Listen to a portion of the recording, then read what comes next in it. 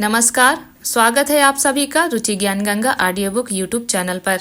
आप सुन रहे हैं द वेलनेस सेंस, आयुर्वेदिक और यौगिक ज्ञान पर आधारित आपके शारीरिक और भावनात्मक स्वास्थ्य के लिए एक व्यवहारिक मार्गदर्शिका ऑडियो बुक हिंदी में।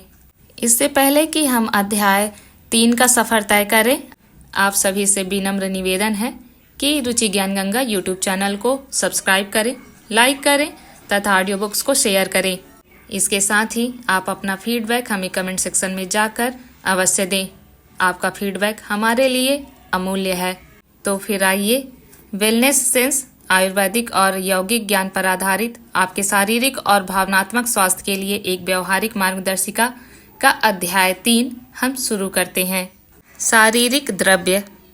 कुछ साल पहले हम एक खास आयुर्वेदिक दवा के साथ क्लिनिकल परीक्षण कर रहे थे। यह दवा एक पौधा आधारित इम्यूनोजेन थी। इसे प्रतिरक्षा प्रणाली को बढ़ावा देने के लिए माना जाता था। 2 महिला रोगियों ने साइड इफेक्ट की सूचना दी। वे अपने शुरुआती 30वें दशक में थी। समान वजन, समान वैवाहिक स्थिति और समान जीवन शैली वाली थी। उनमें से एक ने कहा कि दवा से दस्त होता है, जबकि दूसरी ने कब्ज की सूचना दी। जबकि ये प्रतिक्रियाएं संभव थी, वे असामान्य और पूरी तरह से अप्रत्याशित थीं। हमने उनकी खाने की आदतों की जांच की। कोई विसंगति नहीं थी। उन्होंने संयमित और स्वस्थ भोजन किया। वास्तव में उन्होंने लगभग एक जैसे खाद्य पदार्थ खाए। सबसे उल्लेखनीय था उनका नियमित रूप से छाछ का सेवन। हमने छाछ पर ध्यान केंद्रित किया। छाछ और हमारी दवा का संयोजन एक रोगी में दस्त और दूसरे में कब्ज का कारण बन रहा था। एक अन्य दवा रोगियों के लिए एक समूह में बालों के झड़ने को रोक रही थी, जबकि उसी दवा का दूसरे रोगियों पर ऐसा कोई प्रभाव नहीं था। इससे भी ज़्यादा दिलचस्प बात यह है कि इसने कई लोगों में बाल झड़ने का कारण बना। एक ही दवाई एक जैसे लोगों पर अलग अलग तरह से असर क्यों कर रही थी? छाछ से एक मरीज को दस्त क्यों हुआ और दूसरे को कब्ज क्यों हुआ? बालों को मजबूत करने वाली दवाई से कुछ मरीजों में बाल क्यों झड़ रहे हैं? विज्ञान। आयुर्वेद के सबसे बेहतरीन पहलुओं में से एक इसकी शिक्षा है कि कुछ भी निरपेक्ष नहीं है। किसी भी चीज की उपयोगिता, मूल्य और प्रभाव सापेक्ष है। इसलिए इसके उपचार की प्रभावकारिता प्राप्तकर्ता, समय और वातावरण पर निर्भर करती है। यह गहन समझ ही आयुर्वेद को संपूर्ण बनाती है। खाना जो आपके लिए अच्छा हो सकता है, वह दूसरे व्यक्ति के लिए विनाशकारी हो सकता है। आप वसंत ऋतु में सबसे स्वस्थ महसूस कर सकते हैं, जबकि दूसरे व्यक्ति को उसी अवधि में सबसे ज्यादा एलर्जी हो सकती है। आपकी दवाई किसी दूसरे व्यक्ति के लिए जहर हो सकती है। चरक और उनके समय के अन्य ऋषि चिकित्सकों ने समझा कि किसी व्यक्ति का अनूठा संविधान इस बात का निर्णायक कारक था कि वह भोजन और दवा के सेवन के प्रति कैसी प्रतिक्रिया करता है। किसी व्यक्ति का संविधान यह निर्धारित करता है कि वह बाहरी वातावरण पर कैसे प्रतिक्रिया देगा। उन्होंने संविधान के तत्वों को 3 द्रव्यों के साथ वर्गीकृत किया: वात, पित्त और कफ। आयुर्वेद का आधार 3 द्रव्यों की समझ और अनुप्रयोग है।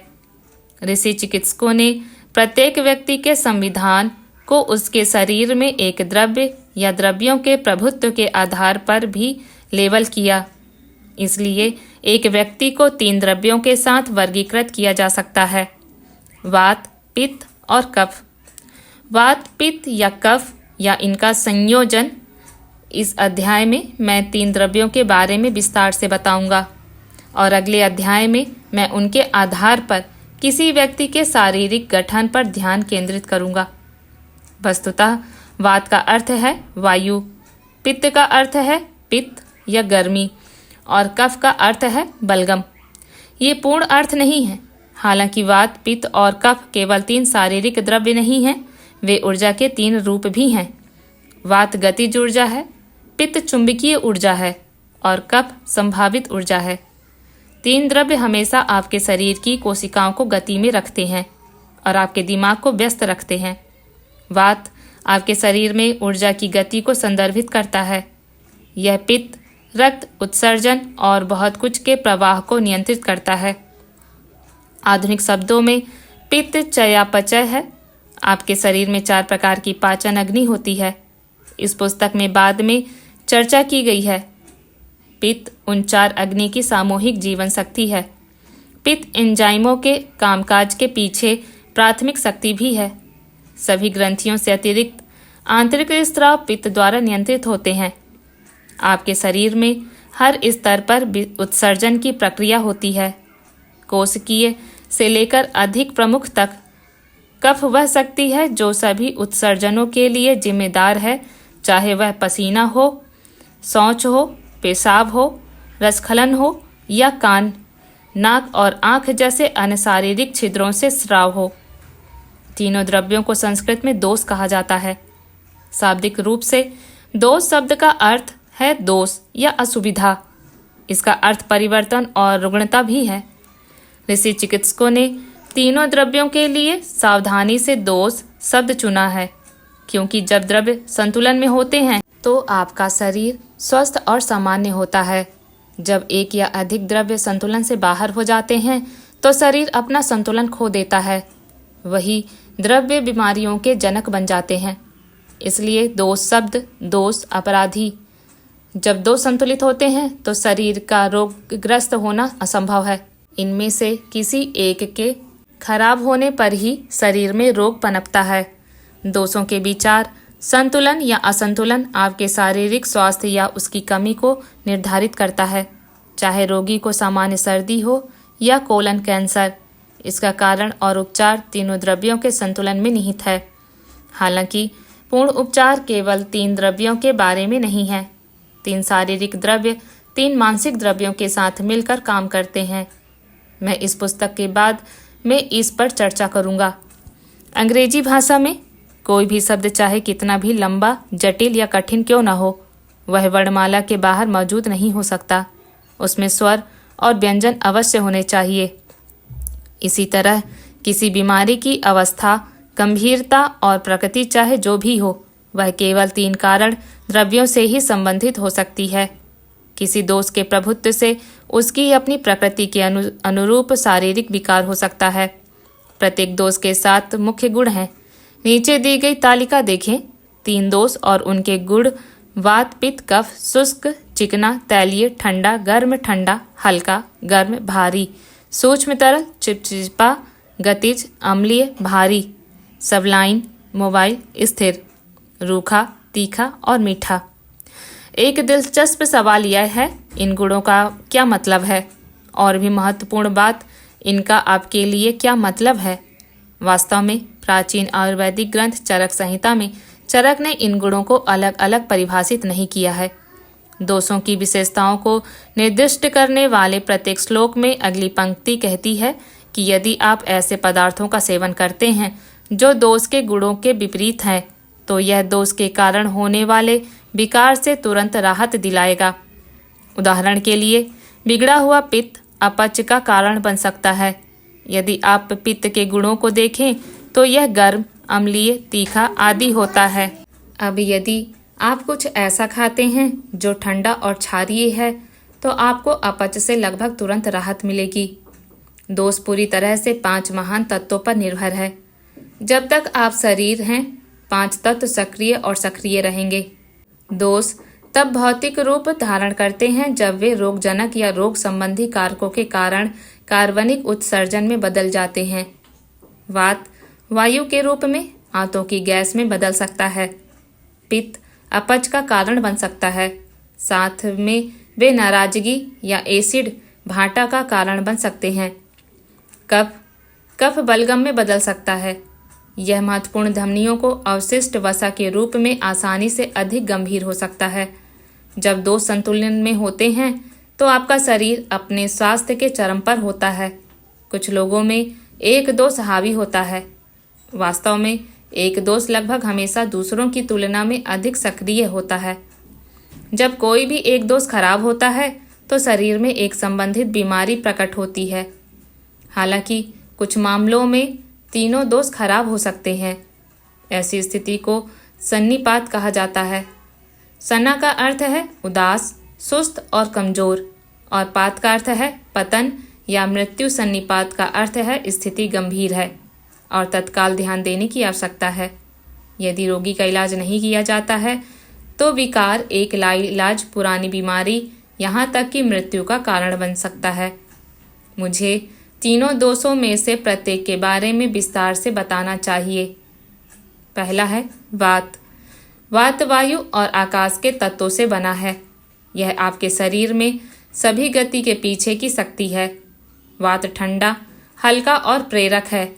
यह आपके शरीर के सभी गतिज पहलुओं को नियंत्रित करने वाली 10 ऊर्जाओं के रूप में बहता है।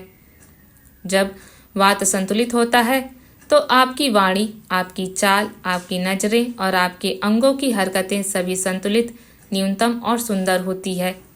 जब यह खराब होता है तो यह अनियमित या अत्यधिक हरकतों की ओर ले जाता है। क्या आप ऐसे लोगों को जानते हैं जो बात करते समय अपने हाथों को बहुत ज्यादा हिलाते हैं?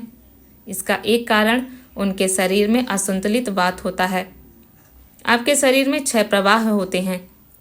वे वायु प्रवाह, रक्त प्रवाह, लसिका प्रवाह, जठरांत्र प्रवाह, मूत्र प्रवाह और ऊर्जा प्रवाह हैं। मानसिक और शारीरिक परिश्रम सीधे आपके ऊर्जा प्रवाह को प्रभावित करते हैं। इसके अलावा अन्य लोगों की ऊर्जा और बाहरी वातावरण भी आपके ऊर्जा प्रवाह को प्रभावित कर सकते हैं। उदाहरण के लिए, अपने आप को एक अंधेरे कमरे में कल्पना करें। आप एक नीला बल्ब जलाते हैं और पूरा कमरा अब नरम नीली रोशनी से जगमगा उठता है। फिर आप चंदन की अगरबत्ती जलाते हैं। कमरे में अब एक खास माहौल और खुशबू है। अभी कोई आता है और एक बड़ा सफ़ेद बल्ब जलता है। माहौल तुरंत बदल जाता है। दूसरा व्यक्ति आता है और तेज चमेली की अगरबत्ती जलाता है। कमरा वैसा ही है। आपका बल्ब भी उतना ही जल रहा है। चंदन की खुशबू अभी भी हवा में है, लेकिन वे अपना उद्देश्य पूरा नहीं कर रहे हैं। एक तेज बल्ब और तेज खुशबू ने उन्हें ढक दिया है। आयुर्वेदिक, यौगिक और तांत्रिक ग्रंथों में ऊर्जा प्रवाह को बहुत महत्व दिया गया है। आपके शरीर में 6 प्रकार के प्रवाह वात द्वारा नियंत्रित होते हैं। जब वात खराब हो जाता है तो 6 प्रवाहों से जुड़ी बीमारियां मानव शरीर में प्रकट होती हैं। रोगी को लगता है कि उसे गैस की समस्या है या पेट फूल रहा है, इसलिए वह इसे रोकने के लिए गोली ले सकता है। हालांकि यह समस्या नहीं है, यह केवल लक्षण है। इस मामले में वात खराब है, इसलिए वात का इलाज करने की आवश्यकता है। बंजर भूमि में एक बहुत बड़े टुकड़े की कल्पना करें, कुछ मिलियन हेक्टेयर।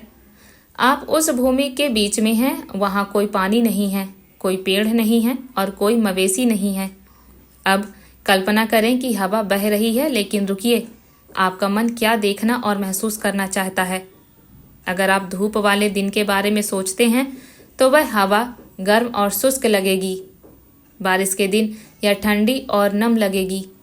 इसी तरह, और जैसा कि शास्त्रीय आयुर्वेदिक ग्रंथ सारंगधर संहिता में बहुत शानदार ढंग से कहा गया है, पित्त जड़ है, कफ जड़ है, मल, अवशेष और धातु जड़ हैं।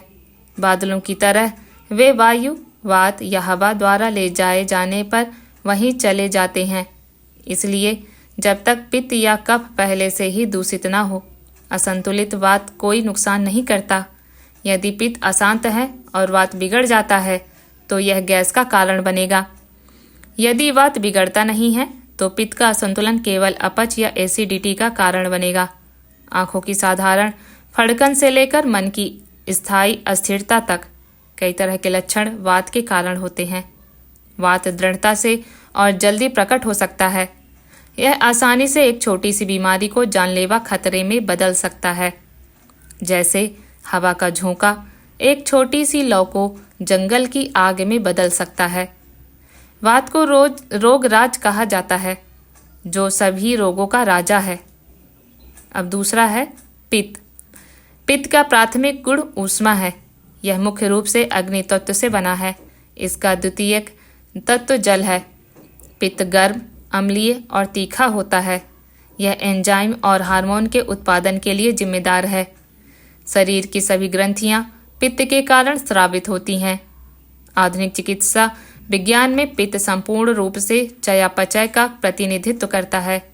चयापचय के दो मुख्य पहलू उपचय जटिल पदार्थों का संश्लेषण और ऊर्जा का भंडारण, और अपचय जटिल पदार्थों का टूटना और ऊर्जा का निकलना सीधे पित्त की शक्ति द्वारा नियंत्रित होते हैं। यह पित्त द्रव्य है, जबकि तीनों द्रव्य किसी व्यक्ति की उत्पत्ति और पोषण में समान रूप से महत्वपूर्ण भूमिका निभाते हैं। पित्त तीनों में सबसे महत्वपूर्ण है क्योंकि यह चयापचय शक्ति है। किसी व्यक्ति का जीवन उसके चयापचय की गुणवत्ता पर निर्भर करता है। पित्त वह ऊर्जा है जो पाचन को बनाती और नियंत्रित करती है। वात के साथ यह शरीर के तापमान को बनाए रखने के लिए जिम्मेदार है। मानव शरीर में ऊष्मा तरल पदार्थों के रूप में मौजूद होती है। पित्त ऊष्मा उत्पन्न करता है और वात इसे शरीर के बाकी हिस्सों में पहुंचाता है। उस परिवहन में घर्षण के कारण वात शरीर में ऊष्मा भी उत्पन्न करता है। वित्त परिवर्तनकारी सिद्धांत है, न केवल भौतिक शरीर के लिए बल्कि मानसिक शरीर के लिए भी। आपके मस्तिष्क में प्रक्रिया न्यूरोट्रांसमीटर पर निर्भर करती है। न्यूरोट्रांसमीटर एक न्यूरोकेमिकल पदार्थ है, एक प्रकार का एंजाइम। सोचना, चिंतन और एकाग्रता बस आपके मस्तिष्क में काम करने वाले एंजाइम हैं। यही कारण है कि ध्यान का मस्तिष्क के विभिन्न कार्यों पर सीधा प्रभाव पड़ता है। आधुनिक विज्ञान ने पुष्टि की है कि ध्यान मूड स्विंग, मासिक धर्म से पहले के लक्षणों और रजोनिवृत्ति संक्रमण से निपटने में विशेष रूप से उपयोगी है। समय के साथ एक कट या घाव सूख जाता है, यह अपने आप ठीक हो जाता है। यह उपचार मुख्य रूप से पित्त के कारण होता है। होमियोस्टेसिस आपके शरीर की आंतरिक स्थिरता और संतुलन बनाए रखने की क्षमता। स्वायत्त तंत्रिका तंत्र में काम करने वाले कई जटिल जैविक एजेंटों का समन्वित कार्य पित्त का प्रत्यक्ष कार्य है। कभी कभी आप पेशाब करते समय कांपते हैं, खासकर अगर यह ठंडा हो। ऐसा इसलिए होता है क्योंकि आपका शरीर पेशाब करने से पहले एक निश्चित तापमान बनाए रखता है। मूत्राशय में गर्म मूत्र इस तापमान को बनाए रखने में योगदान देता है, और अब मूत्राशय को खाली करने के साथ आप गर्मी खो देते हैं। आपका मस्तिष्क तापमान में थोड़ी सी भी गिरावट को पहचान लेता है। नतीजतन मस्तिष्क एक संकेत भेजता है। वात सहानुभूति तंत्रिका तंत्र के माध्यम से उस कंपकपी को पैदा करने के लिए दौड़ता है ताकि पित्त को फिर से सही संतुलन में लाया जा सके। आप अपने मल त्याग करते समय कांपते नहीं हैं क्योंकि पित्त को अपना संतुलन बहाल करने के लिए पर्याप्त समय मिलता है। आपके शरीर या दिमाग में होने वाला कोई भी परिवर्तन पित्त के कारण होता है। ऐसा परिवर्तन भोजन को आपके शरीर द्वारा प्रसंस्करण के लिए तैयार विभिन्न पोषक तत्वों में तोड़ना हो सकता है, या यह विचारों को कार्यों और लक्ष्यों में बदलना हो सकता है। पित्त के बिना यह सब संभव नहीं है। जब पित्त खराब होता है तो यह व्यक्ति को क्रोधित और आक्रामक बनाता है। यदि वात गतिज ऊर्जा है तो पित्त चुंबकत्व है। यह शरीर नामक जटिल तंत्र के कुशल और सुचारू संचालन के लिए वात और कफ दोनों के साथ मिलकर काम करता है। पाचन, भूख, त्वचा, दृष्टि, चमक और शारीरिक शक्ति पित्त से बहुत प्रभावित होती है। संतुलित पित्त व्यक्ति को चिकना और चमकदार रंग, विचारों की स्पष्टता, तीक्ष्ण बुद्धि, उत्तम पाचन और अच्छी दृष्टि देता है। असंतुलित होने पर यह उपरोक्त सभी को प्रभावित करता है। सूजन स्राव, खुजली और पसीना आना पित्त के खराब होने के लक्षण है। मस्तिष्क का असामान्य कामकाज और कई मानसिक विकार भी असंतुलित पित्त के कारण होते हैं। तीसरा द्रव्य है कफ। कफ पृथ्वी और जल तत्वों से बना है। यह आपके शरीर को एक साथ रखता है। भारी, ठंडा, मुलायम और चिपचिपा कफ संभावित ऊर्जा का प्रतिनिधित्व करता है। यह तीसरा द्रव्य कफ है। अगर आप चाहें तो यह ढांचा है। अन्य दो दोषों की तरह जब यह दूषित होता है तो यह अपने पीछे अवशेष छोड़ता है। कफ के मामले में ऐसे अवशेष बलगम, अतिरिक्त लार, पट्टिका, कुछ संक्रमण, स्तब्धता और सुस्ती हो सकते हैं। कफ मानव शरीर के महत्वपूर्ण पहलुओं को नियंत्रित करता है। वास्तव में यह शरीर की समग्र संरचना को नियंत्रित करता है। शरीर की वृद्धि, वजन, जोड़, फेफड़े, 7 धातुएं, जोड़ों की चिकनाई, मांसपेशियों की कोमलता और आंतरिक अंगों की चिकनाई कफ द्वारा नियंत्रित होती है। शरीर में कफ के संतुलन से प्रतिरक्षा प्रणाली बहुत प्रभावित होती है। पित्त और कफ के बिगड़ने से एलर्जी जल्दी से रोगी पर हमला करती है। कफ चिकनी त्वचा, सुंदर बड़ी आंखें और रेशमी और शानदार बालों का प्रतिनिधित्व करता है। इसकी मूल प्रकृति स्थिर है। इसका मतलब है कि जब कफ दूषित होता है तो एलर्जी आसानी से दूर नहीं होगी। यही बात मानसिक स्थितियों पर भी लागू होती है। असंतुलित कफ व्यक्ति को लंबे समय तक अवसाद की स्थिति में ले जा सकता है। रोगी का वजन बहुत तेजी से बढ़ता है। वात के विपरीत कफ संबंधी विकार रातों रात ठीक नहीं हो सकते। अगर आपको गैस है तो आप काढ़ा पी सकते हैं या गोली खा सकते हैं और कुछ ही मिनटों में आपको बेहतर महसूस हो सकता है। ब्रोंकियल कंजक्शन के लिए ऐसा नहीं कहा जा सकता। संक्षेप में, आपके शरीर का ढांचा, आपके जोड़ों की ताकत, आपकी त्वचा का प्रकार, आपकी प्रतिरक्षा प्रणाली, आपकी मानसिक स्थिरता, आपकी मूल प्रकृति, आपका रंग और आपके शरीर की अन्य स्थायी विशेषताएं। शरीर के सभी अंग कफ द्वारा नियंत्रित होते हैं। भारीपन कफ का मुख्य गुण है। जब आपको शरीर या मन में भारीपन महसूस होता है तो इसका मतलब है कि कफ खराब हो गया है। जब आप रात को अच्छी नींद लेने के बाद भी सुबह नहीं उठ पाते हैं तो यह आपके कफ और वात के बीच असंतुलन का कारण हो सकता है। खर्राटे कफ के कारण होते हैं। जो लोग खर्राटे लेते हैं उनमें कफ के कारण होने वाले अन्य विकार होने की संभावना होती है, जिसमें बलगम, छाती में जमाव और मोटापा शामिल है। हालांकि यह मामूली है, वे अस्थमा से भी पीड़ित हो सकते हैं। कफ भावनात्मक और मानसिक स्थिरता प्रदान करता है। यदि पित्त आपके शरीर में सौर चैनल है तो कफ चंद्र चैनल है। यह आपको सोने में मदद करता है। इसके गुण शारीरिक, मानसिक और भावनात्मक आक्रामकता को शांत कर सकते हैं, जिसे आप शांत और संतुलन की स्थिति में आ सकते हैं। कफ के सहयोग से ही आपके शरीर की कोशिकाओं की मरम्मत और उपचार होता है जब आप आराम करते हैं और सोते हैं। 3 द्रव एक व्यक्ति के मूल संविधान को निर्धारित करते हैं। प्रत्येक व्यक्ति एक निश्चित संविधान के साथ पैदा होता है। किसी व्यक्ति का पूर्णवात, पित्त या कफ होना दुर्लभ है। अक्सर ऐसा होता है कि ज़्यादातर लोगों का शारीरिक गठन मिश्रित होता है।